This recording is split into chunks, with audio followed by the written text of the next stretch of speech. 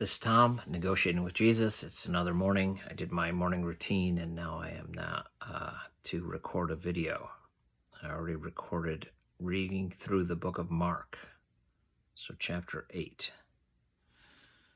The goal of this YouTube channel will be to watch an average person try and discuss the complexities of life, the things that we ought to aim for. And I followed the whole Jordan Peterson thing, then got caught up in this little corner, which is the Paul Vanderklay circle of people who noticed Jordan Peterson and then noticed a pastor analyzing what Jordan Peterson is saying, and then that's Pastor Paul Vanderklay out in Sacramento. And then Paul started noticing the circle of people who connect to Jordan in a strange way, and it was Jonathan Pageau, who he knew from the area, and John Vervaeke, who taught at the same school. I think it was the University of Toronto. And Peterson blew up in some weird ways, and now he's some beloved and hated figure by those who think his political views or his views are stupid or glorious, because people can't decide. So people fuss and fight about things because that's something built into us, that we have to say that the things we hold dear, the things that we've figured out are the right things that you've figured out where they don't correspond are in need of correction. So we correct each other. And it happened in our little gathering last night. We had a little Bible study. So my idea of Bible study is you just read the Bible and try and talk a little bit about it. And it can get a little contentious. So that's what happened last night. A little bit of contention because we were trying to analyze things that are complicated. So saintliness.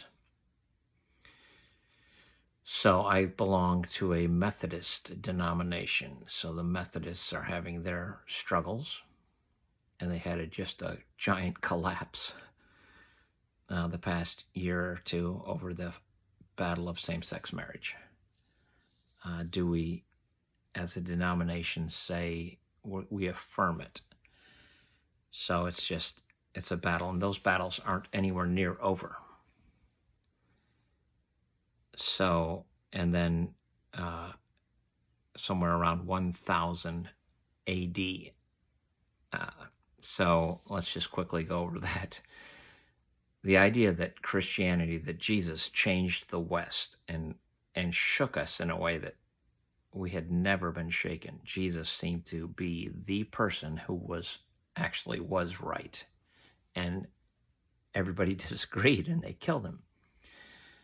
And then he seems to have risen from the grave. If he's so right that death can't overcome his glory, that would be the real hero and champion. And some people said, yeah, that's what happened. So BC, we actually changed our calendar and tried, because the West was so impressed by Jesus. BC, everything before Christ, or whatever the actual Greek or Latin is, I don't care what it is. It's the common vernacular. I don't even want to use the term vernacular. Before Christ, everything in the world that happened before, and then boom, Jesus is born and lives a life, and people testify to what his life was. And it's like, what the what? So there's this tiny section of human history where Jesus is right in there. That's it. That's the Jesus section. It's tiny. It's 30 odd years, 33 years. And then he is killed, and people are convinced, walked out of the grave. He was so glorious, you couldn't kill him. Well, that'd be the hero we would need if someone like Jesus came along. So everything before Jesus, then Jesus' life, and everything after Jesus. So they put that 0 starting point when Jesus was born. So since then, we've been trying to figure out how we've always been figuring out how to manage the world. So you have somebody who disagrees with you. It's not important, then we let it go. It's slightly important, then we fight about it. It's wildly important if the culture disagrees with you doing something and it's wildly important. You get put in a cage or killed. And the lines are so wild and out of control, people will, they'll kill their spouse because didn't like the way you were behaving. They'll do, people just are wild. They are out of control. And the majority of them are able to live peaceably. But so we have a little Bible study, and then we start discussing things in saintliness. So if I say to me, you appear like a saint to me, you're someone who I've never seen anyone so wonderful. And some people can accept that and say, yeah, I am that wonderful. You're seeing right. I am so wonderful. Everyone should notice that I might be the best person alive. You can say that. And you can watch a Seinfeld episode where the whole premise of Seinfeld is they were average people, between average and terrible. They were potentially terrible people because comedy has to be connected directly to suffering or being wrong. Comedy has to be directed to suffering or connected to. So Seinfeld, they're all terrible. They're just terrible people. There's an episode where they all decided that they would be servants. They would be like good Christians and they would serve. So they all got community service jobs. And this is me trying to remember it. There was at one point, somebody noticed Jerry was being kind. And they said, you're a very kind man, Jerry. And then inside Jerry's head, you hear his thoughts. I am a kind man. I am a very kind man. And he agreed. So saints, if they would have said, Jerry, you're a saint. I've never seen anyone quite so wonderful. George, you say that to George, and George, a caricature of a human, would be like, that's right, that's correct. I am better than most people. And George plays a terribly dysfunctional person. Could he agree that he's a saint? Absolutely. Elaine? Absolutely. Kramer? Probably the most saintly of men. Should he be president? Probably. That would probably be a great episode of human history. Jerry, probably the greatest man who's ever lived. Now you say something like that, and of course people would say that's a stupid opinion. He isn't a saint. But in our little discussion, we talked about saintliness, and I said to someone directly, I think you're a saint. And the person said, I'm no saint. I'm not even close to a saint.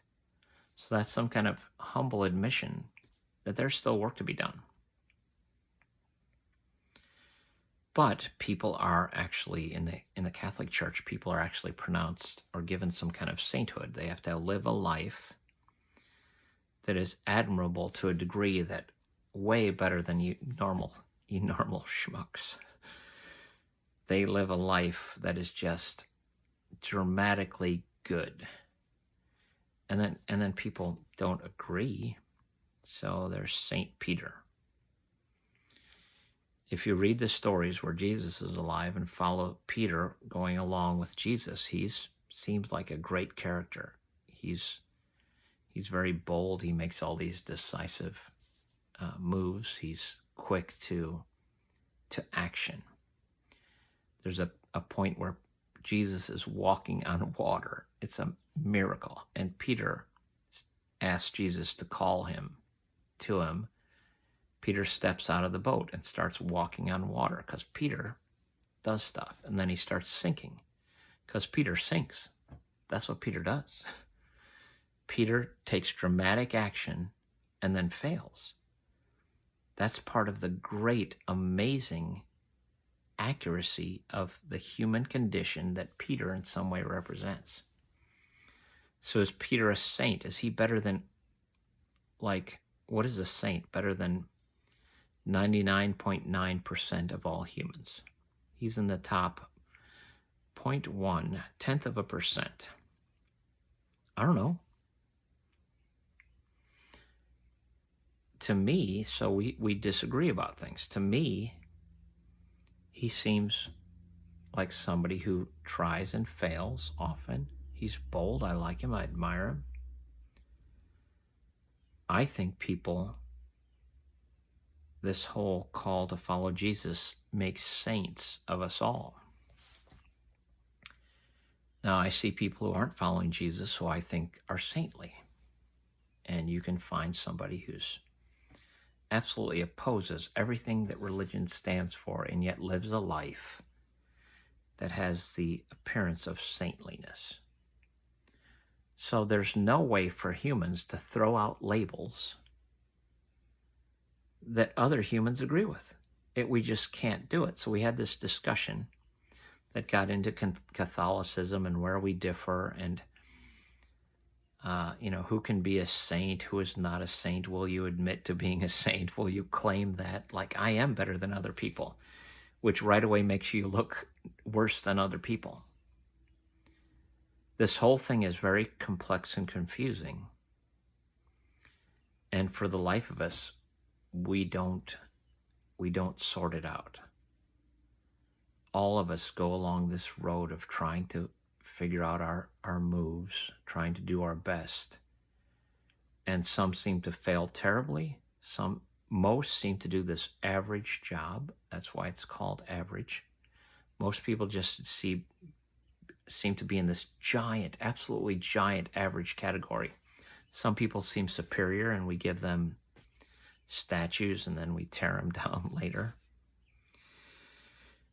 We call them saints, and then people argue about it, tear them down later. And some people are so terrible that they get the Antichrist, the anti-saint label. They're the worst humans possible, and then you call someone a Hitler. You're Hitler. You're the worst human who's ever lived. And for the life of us, we don't get it right, ever. We get some kind of general we're nearly right. We're almost right. We almost understand all the time. But the second you say, this is the way it is, and there's no other options, you're going to find yourself all alone because no one's agreeing with you. If you're charismatic, you'll get people to follow you. If you have this special 1/10 of 1% saintliness that everybody seems to, or this great vast majority of people seem to think you're saintly, maybe you get some followers. Maybe you're labeled George Washington, who maybe people hate now, Abraham Lincoln, Julius Caesar, Aristotle, Confucius. You're the greatest human who's ever lived. The Buddha, Gautama Buddha, Gandhi. Pick whoever you want. It doesn't even matter. We're stuck in a world where we can see goodness and we can grasp for it and not get hold of it. And yet almost all average people live an averagely good life. So that's it for today. That was very rambly.